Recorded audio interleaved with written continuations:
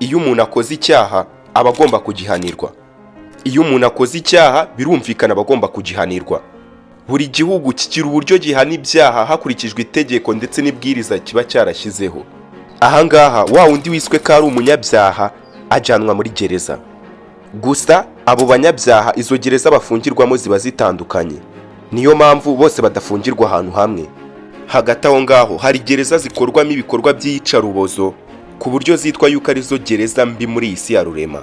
Ahangaha niho habera ibyaha by'urugomo binyuranye: ububandi, ubujura, ikwirakwizwa ry'ibiyobyabwenge, ruswa n'akarengane, ndetse ni hamwe usanga hari abagore n'abakobwa bafatwa ku ngufu n'abatarabakoye. Izi gereza zose ziherereye ku migabane yose y'isi: Afurika, Amerika, Uburayi, Aziya ndetse na Oceania. Ahangaha ni hamwe usanga muri izo gereza havugirwa induru inyuma y'inzugi z'umwijima, ibikorwa byo kumena amaraso ndetse n'impumuro itari nziza mu matwi ndetse n'amazuru y'abazibamo. Ibi ngibi bijyanirana n'imibereho mibi ababa muri izi gereza bahura nayo: isuku nkeya, ibiryo bikeya kandi bidahagije, ibyorezo by'indwara harimo agakoko gatera sida, aho uwafungiwe muri iyi gereza bigoye gusohoka atarwaye agakoko gatera sida cyangwa se yaranduye ubwandu muri make. Ibi byose wumvishe ni agatonyanga mu nyanja. Inyuma y'aho amaso y'abantu atareba hari ibindi byihisheyo, aho usanga ibikorwa by'ububandi bihakorerwa bituma amagana y'imfungwa zihapfira. Aha tugiye kurebera hamwe gereza mbi mu isi, ku buryo iyo uwawe ahafungiye kugaruka biba biri munsi ya 0%. Fata ikaramu n'urupapuro ubundi wunguka ubumenyi kuri gereza 5 mbi mu isi, bityo abahafungiye icyizere cyo kugaruka kikaba kiri munsi ya 0. Dive Kolante niko nitwa, muri isanga kuri uyu muyoboro mugari wa YouTube Dive Kolante Official. Muhawe ikaze. Reka duhere ku mwanya wa 5 tugana ku mwanya wa mbere. Ku mwanya wa 5 hari La Sabaneta Prison yo mu gihugu cya Venezuela. La Sabaneta Prison kandi nanone izwi ku izina rya Maracaibo National Prison, iherereye mu gihugu cya Venezuela mu ntara ya Zulia mu mujyi wa Maracaibo. Mu mwaka w'1958 nibwo iyi gereza yatangiye kubakwa.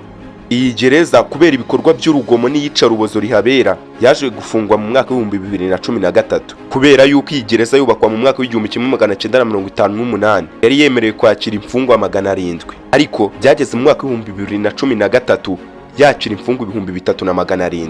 Muri izo mfungwa 3700 zari zirimo harimo abana 192 babana n'ababyeyi babo.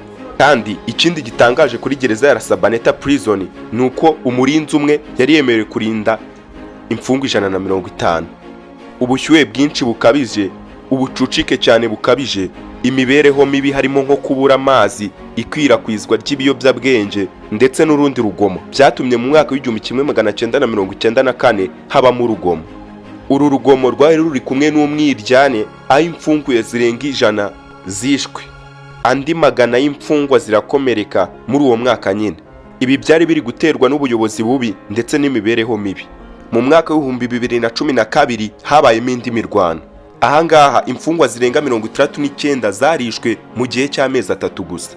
Ibi byaterwaga n'ubuyobozi bubi, aho wasangaga imfungwa zimwe zitunze intwaro zikaba zishinzwe kugenzura ibikorwa by'ibiyobyabwenge, gufata ku ngufu abagore n'abakobwa batakoye, ubwambuzi ndetse n'ibindi. Ibi byatumye iyi gereza ifungwa mu mwaka w'2013. Haciyemo amezi makeya habayemo imyigaragambyo.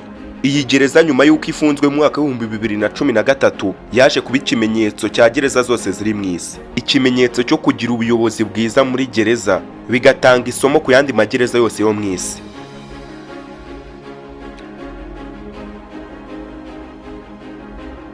Ku mwanya wa 4 turahasanga La Santé Prison yo mu gihugu cy'Ubufaransa.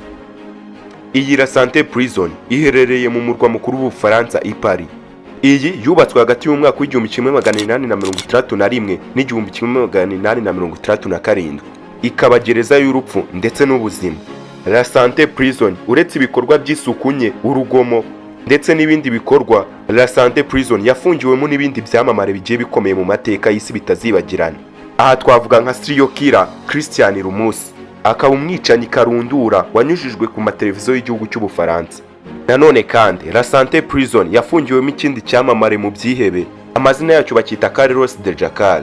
uyu Carlos de Jacar yamenyekanye ku izina rya Irish Ramirez Sanchez. Iyi kandi La Sante niyo yafungiwemo ikihebe karundura Jacques Mezren. Mu mwaka w'igihumbi 1999 muri La Sante Prison habaye ibintu bidasanzwe. Aha abagororwa 124 biyambuye ubuzima. Ibi byaterwaga n'ubuzima bubi babaga babayemo kugeza aho abantu 124 bimanika mu mugozi. La Sante Prison ni ikimenyetso cya gereza mbi yabayeho mu mateka y'isi, kubera yuko abari bafungiye muri La Sante Prison botaga izuba amasaha yonyine. Kugira ngo ubyumve neza, fata amasaha 28 ukuremo amasaha 4. Bivuze yuko amasaha 20 bayamaraga bari mu mwijima. La Sante Prison yafunzwe mu mwaka w'ibihumbi 2014. Aha yari mu gikorwa cyo kuyivugurura kugira ngo ireke gukomeza guhinyura uburenganzira bwa muntu. Ku mwanya wa gatatu hari Carindiru Prison yo mu gihugu cya Brazil. Carindiru Prison yari iherereye mu gihugu cya Brazil mu mujyi bita Sao Paulo. Ikaba gereza nini muri Amerika y'Abalatini cyangwa se Amerika y'Epfo. Imfungwa 7500 zafungiwe muri Carindiru Prison yo mu gihugu cya Brazil, zose zanduye agakoko gatera sida.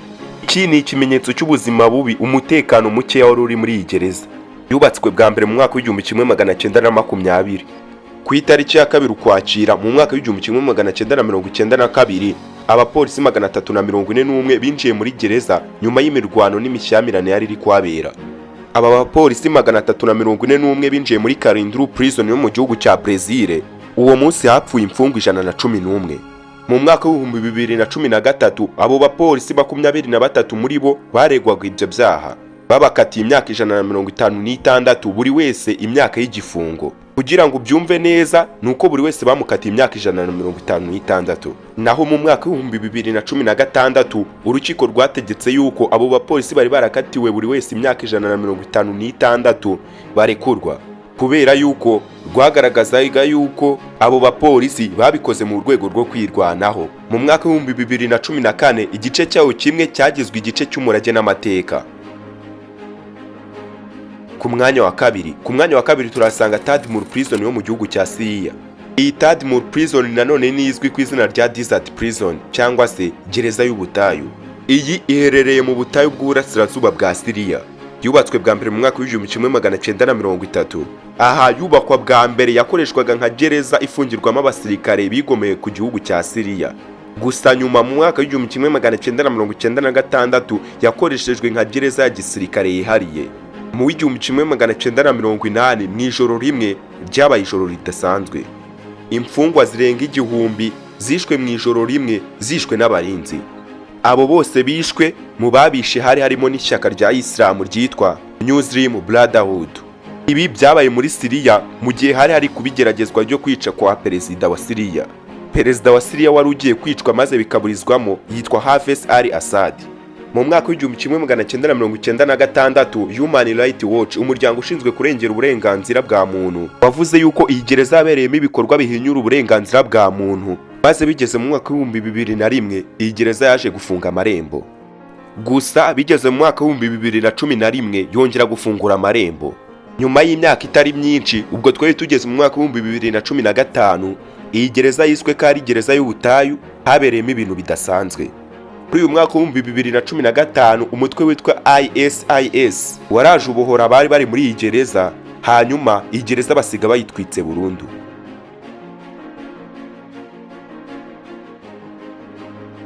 Ku mwanya wa mbere turasanga gereza yitwa Idex Florence Colorado yo muri Leta Zunze Ubumwe za Amerika. Iyi gereza bajya bayita ngo ni Supermax, kubera yuko iyi gereza ikontororwa n'itsinda rishinzwe kugenzura amagereza muri Leta Zunze Ubumwe za Amerika. Iryo tsinda baryita Federal Bureau of Prison. Iyi gereza ishyirwa muri gereza mbi ku isi ku buryo uwahinjiye atabasha gusohoka, kubera yuko uwahafungiye wafungirwa mu tuzu dutoya nta n'ubwigaragambyo. Ibi ni bya bindi bisanzwe bizwi nka solitary confinement. Iyi gereza yubatswe kuva mu mwaka w'igihumbi 1991 igeza mu mwaka w'igihumbi 1995. Iyi ni gereza y'abagabo gusa. Raporo mpuzamahanga zigaragaza yuko umuntu wafungiwe muri iyi gereza asohokamo afite ibikomere byo mu mutwe, aho twavuga nka depression, trauma ndetse n'ibindi. Umuntu ufungiwe muri Idex Prison abona amasaha 9 yonyine yo kuruhuka kota izuba mu cyumweru. Nyuma y'ayo masaha ahora mu kazu ke kadafite ubwinyagamburiro. niho akorera ibikomeye, niho banyuza ibiryo iyo bagiye kubimuha kuko ibiryo babinyuza mu kobo gatoya. Gusa ntago ari gereza ifungwamo abantu bose. Iyi gereza ifungwamo n'abantu b'amabandi bigize intagondwa ndetse n'ibyihebe mpuzamahanga. Ifungirwamo abantu bakoze ibyaha nko kwica abantu, ibyaha byo gutobora amabanki ndetse n'ibindi byaha bikomeye cyane. Ikaza iri ku mwanya wa mbere muri gereza zose twavuze. Iyi gereza yafungiwemo ibyihebe byinshi. Aha ngaha twavuga nk'ikihebe cyitwa Muturu Shakuru, akaba mwene wabo wa Tupac Shakur. Uramuzi cyane ku bantu bakunda injyana ya hip hop. Nyuma yo kumva izi gereza zose tumaze kuvuga, hari ikintu kigutunguye wumva twazakugezaho mu kindi kiganiro cyacu? Bishyiraho hasi muri comment. Naho nje ndi Dive Korante, ndabashimiye.